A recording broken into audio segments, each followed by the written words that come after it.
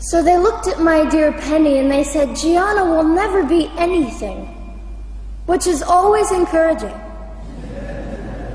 And she decided to ignore them, and she worked with me 3 times a day, and I began to hold up my head, and they said, well, Gianna will never this and never that.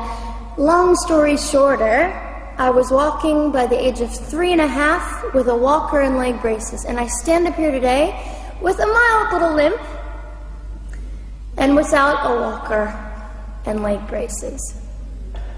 I fall gracefully sometimes and very ungracefully at other times, depending on the situation, but I consider it all for the glory of God. You see, ladies and gentlemen, I am weaker than most of you, but this is my sermon. And what a small price to pay to be able to blaze through the world as I do and offer hope. And I think in our misunderstanding of the way things work, we misunderstand how beautiful suffering can be. I don't willingly sign up for it, but when it comes, we forget.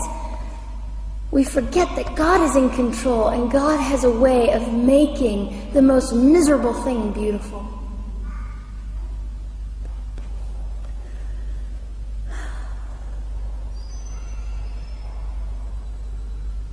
I have met my biological mother. I have forgiven my biological mother. I am a Christian.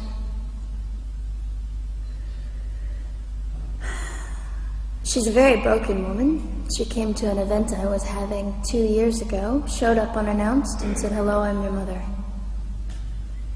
And it was a very difficult day. And yet, while I was enduring all of this, you'll probably think I'm silly, but I was sitting there and I was thinking, I don't belong to you. I belong to Christ. I'm his girl, and I'm a princess. So no matter what you say, in all your anger and brokenness and rage, it's not mine to keep.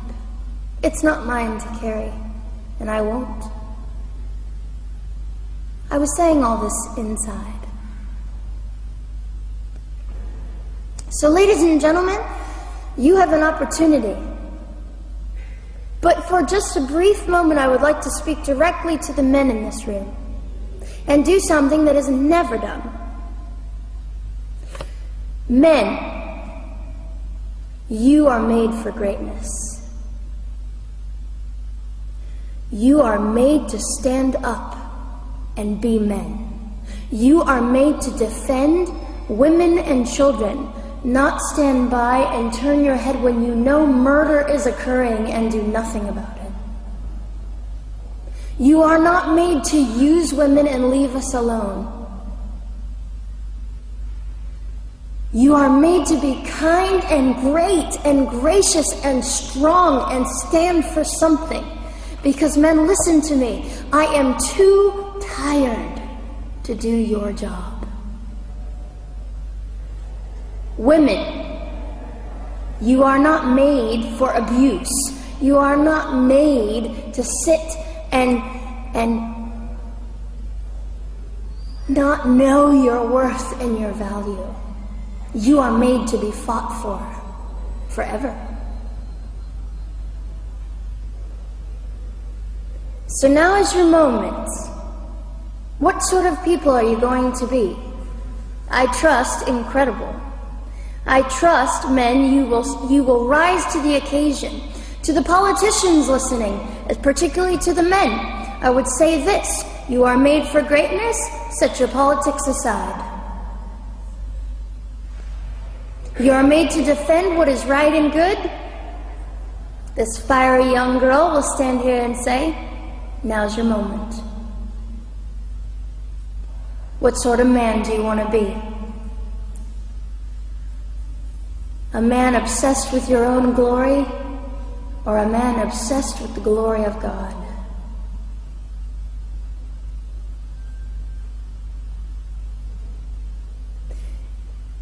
It's time to take a stand, Victoria. This is your hour. God will assist you. God will be with you. You have the opportunity to glorify and honor God in 2008. I'll just end with this.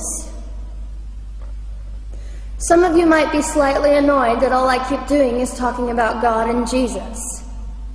But how on earth can I walk about limping through this world and not give all my heart and mind and soul and strength to the Christ who gave me life?